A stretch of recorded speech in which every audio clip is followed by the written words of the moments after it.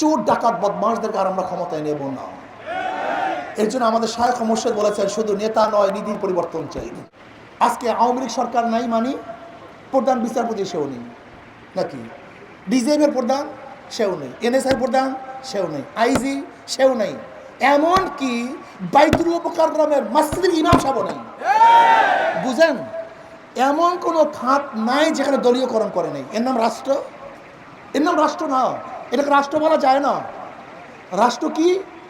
যেখানে বাংলাদেশের প্রত্যেকটা মানুষের নিরাপত্তা কিভাবে দেওয়া হবে, শুধু মানুষ, গোটা জানোয়ারের নিরাপত্তা কিভাবে দেওয়া হবে।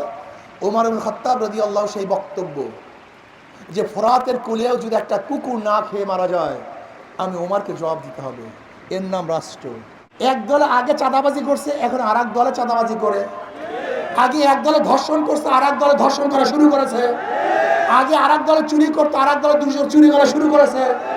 শুধু হাতের পরিবর্তন, চেহারার পরিবর্তন, কিন্তু চোরের পরিবর্তন হয়নি। পাটা পুতায় ঘষা ঘষি, মরিচের দফা শেষ।